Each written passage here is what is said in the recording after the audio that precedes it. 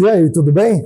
Eu sou o professor Arroio e nós vamos continuar nossa disciplina de Economia e Gestão no nosso curso de Tecnologia em Gestão Pública, da Escola da Alepa. Então, vamos lá.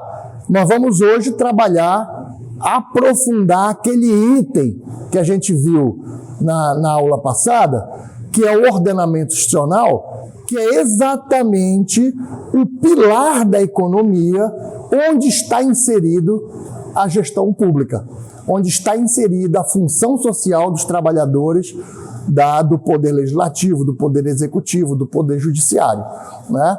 Então, por isso que ele é fundamental e a gente vai, então, detalhar aqui lei, direito, justiça, política, para que a gente possa entender a relação disso com os problemas econômicos, né? Então, é isso que a gente vai aprofundar hoje aqui. Então, olha só, quando a gente está falando de lei, a gente está falando de um produto do legislativo, né? Legislativo, lei, ok? Então não tem mistério. A lei, ela pode ser justa, a lei pode construir direitos, mas não necessariamente. Por quê? Porque a lei é produto de uma dada correlação de força naquele fórum deliberativo. O fórum tem legitimidade, legalidade para tomar aquela decisão. Mas a decisão é por maioria. Pode ter consenso, pode ter negociação, mas no limite do consenso da negociação vai a voto. Faz a lei quem tem mais voto. E às vezes essa escolha ela pode gerar mais direitos para uns do que para outros e não gerar justiça, né? Então, a lei é uma ferramenta de direito. Mas aí vamos compreender o que é o direito. O direito é o exercício efetivo do reconhecimento social de um benefício que eu tenho, que eu mereço, né? Então, por exemplo, você chega num balcão, né, tem o caixa, você chega ali. Quem chega primeiro já é reconhecido socialmente que deve ser atendido primeiro. Quem chega por segundo já é socialmente entendido, todo mundo entende que é o segundo a ser atendido. O terceiro, o quarto da mesma forma. Isso a gente chama de fila. Não tem lei para fila. Mas socialmente nós entendemos como um direito de quem chega primeiro ser atendido primeiro. Já amadurecemos que quem tem mais de 60 anos, quem estiver grávida, quem estiver com alguma limitação, alguma condição especial, então até tem o direito de passar na frente, né? Mas isso é uma construção da compreensão na sociedade que a lei pode instituir, formalizar, ou às vezes nem precisa. O direito é o exercício efetivo. Então, às vezes, tem coisa que tem na lei, mas o exercício não ocorre. Vou dar um exemplo. Recentemente, foi denunciado e foi descoberto que produtores de vinho do Rio Grande do Sul usavam trabalho escravo para fazer a coleta da uva. Então, existe na lei todo um regramento para a relação do trabalho. Então, aquela atividade ela teria todo um regramento. Mas esses produtores, desse caso específico, resolveram usar mão de obra em condição similar à escravidão, em condição escrava. Então, mesmo tendo na lei, aquelas pessoas não exercitaram o direito aos direitos trabalhistas, né? Elas não foram reconhecidas pelos seus empregadores como merecedoras dos direitos que está na lei. Então, para você ver que lei é uma coisa, direito é outra, porque direito é o exercício. Então, isso faz com que a gente comece a refletir que a construção econômica depende da lei, a lei pode ajudar muito a construção da economia, mas, até mais do que a lei, o convencimento da sociedade para que ela reconheça direitos econômicos também é muito importante. Porque, veja, as condições sociais, elas podem fazer com que até o indivíduo não exerça o direito da lei, que ele tem na lei. Por exemplo, quando entrevistaram esses trabalhadores que foram submetidos lá no Rio Grande do Sul a trabalho escravo, metade não sabia que estava trabalhando escravo, porque não tiveram educação, eram pessoas semi-analfabetas, não tiveram direito à escola, não exerceram o direito à educação quando eram crianças, quando eram jovens, então eles nem sabiam que estavam trabalhando em condição escrava.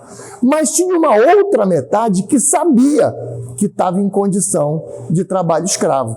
Mas diziam, mas foi o trabalho que pintou, foi a oportunidade que eu tinha para comer, para meus filhos comerem.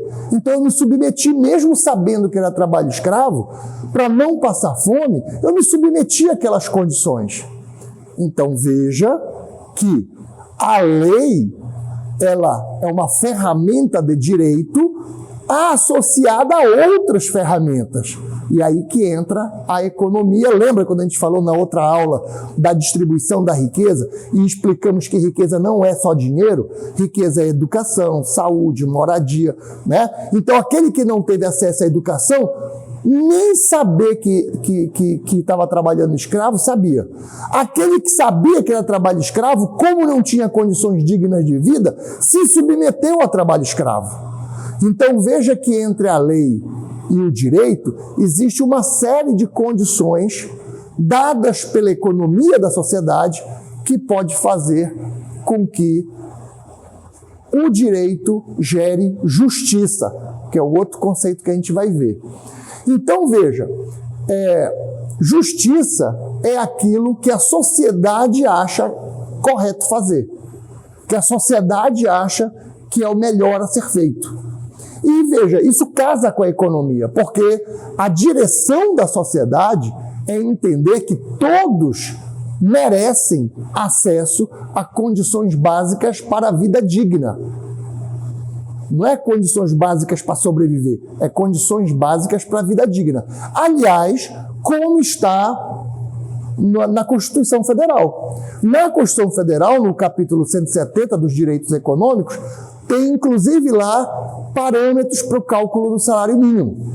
O salário mínimo, se fosse calculado como, como está descrito na Constituição Federal, deveria ser algo em torno de R$5.000. Mas hoje está em 1.300 e pouco, está prometido para chegar em 1.400. Então, para vocês verem que entre a lei e o direito, existem condições econômicas para que o direito se converta em exercício efetivo. Portanto, o direito ele é um ativo econômico. Na nossa sociedade, que é uma sociedade machista, né? Quando vai um homem e uma mulher para uma entrevista de emprego, o homem tem vantagem. Isso é um ativo econômico. É uma vantagem que eu tenho pela condição cultural da sociedade. Quando vai um branco e um negro para uma entrevista de emprego, como a nossa sociedade é racista, o branco também tem vantagem diante do negro na entrevista de emprego. Então veja que essas são condições, mas isso daí é social, é racial e econômico também. Porque o emprego é que vai dar remuneração para essa pessoa, que vai fazer ele acessar recursos para, inclusive, melhorar a oferta dele, dos produtos que ele gera, para o conjunto da sociedade. Se eu tenho pessoas excluídas, essa pessoa deixa de produzir, cai na miséria, e ele na miséria vai onerar quem? Vai onerar quem paga tributo.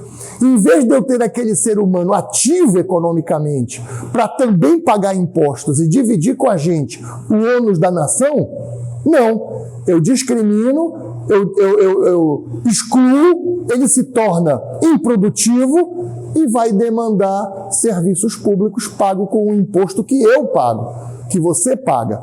Então veja que não nos interessa exclusão de ninguém. O que nos interessa é incluir todo mundo para ele vir dividir com a gente o ônus da nação, e quanto melhor ele tiver, mais segurança eu tenho, né? Meus filhos, etc.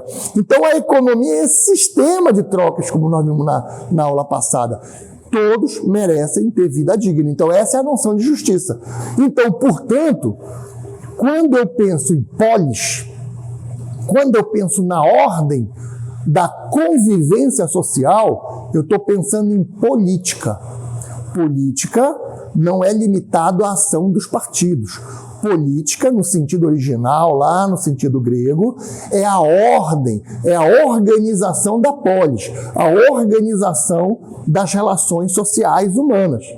Então, quando eu tenho uma organização que garante que todos tenham acesso às condições dignas de vida, isso significa melhor segurança para todos, significa melhores condições de vida para todos, porque eu tenho um cara que é ativo economicamente, que ele está gerando produto, e porque ele acessou educação, ele tem condições de desenvolver produtos de qualidade. É assim em todas as nações desenvolvidas, e se nós quisermos também ser desenvolvidos, também precisamos optar por essa direção. Então, assim se dá a relação entre lei, justiça, direito e política, todas elas entremeadas com a economia. Então, se eu opero na esfera pública, né, eu também estou implicado como sujeito econômico para o desenvolvimento, né? Inclusive meu próprio, da minha família, dos meus descendentes, né?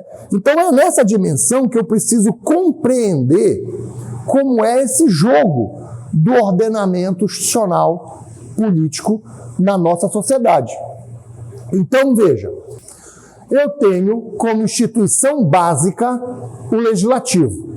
É o legislativo que define a lei, que vai ser a referência do exercício do direito e a referência moral de justiça. No entanto, esse legislativo passa por um processo chamado eleições.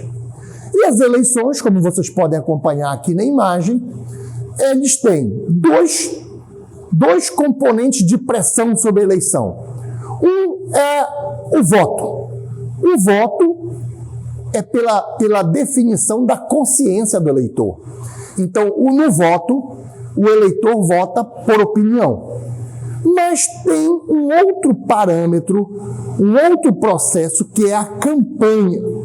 Na campanha, existe uma pressão econômica, financeira, sobre o processo eleitoral. Então, é muito famoso o processo de compra de votos. Então, veja, se eu tenho um eleitor que está numa condição social muito frágil, né, não tem o que comer, ele aceita uma cesta básica para trocar pelo compromisso de votar em alguém. Então você vê que a condição econômica afeta o processo democrático. A condição econômica afeta a qualidade da construção política, da legitimidade política do próprio legislativo. Então, veja que a qualidade, como é em todos os países desenvolvidos, a qualidade da expressão política, ela também tem raízes na qualidade do sistema de trocas, na qualidade do sistema econômico. Então, assim a gente vai poder pensar de como a gente constrói uma ordem que garanta a representação, não das necessidades, das desigualdades, mas a representação das convicções da sociedade, que são abertas, plurais, e cada cabeça uma sentença, que é a base da democracia. Mas quando essas convicções passam a ser subordinadas por necessidades, desigualdades, aí você tem um conflito entre ordem econômica e democracia. Bom, o que acontece é que, sem essa resposta, sem essa possibilidade da sociedade escolher, né, opções que convertam o orçamento em serviços públicos efetivos, a qualidade de vida cai, o acesso aos recursos básicos para o desenvolvimento cai, educação, saúde, moradia, mobilidade, etc. E o desenvolvimento econômico da nação trava. Né? Então, o que eu estou colocando aqui é um diagnóstico dos autores econômicos do mundo todo, tá? Não é da minha cabeça. Então, é preciso, né, que a gente reflita sobre o que deu certo nos outros lugares para a gente poder também repensar, aplicar a nossa realidade, mas aprendendo com aquilo que deu certo. Né? Então, por isso que é importante a gente pensar, a gente refletir sobre a função pública e o desenvolvimento econômico. Né? Se você for pensar aqui a repartição da riqueza no Brasil, tá? Um estudo de 2012, né, da própria Receita Federal do Brasil, então você vai ver que nós temos um problema de desigualdade muito grande. Tá? Nós temos uma pizza aí, não é isso? E você vai ver que menos essa parte vermelha está representando os mais ricos do Brasil. 0,9%, menos de 1%, a bocanha da riqueza nacional, mais da metade da pizza, mais da metade do gráfico que você está vendo aí.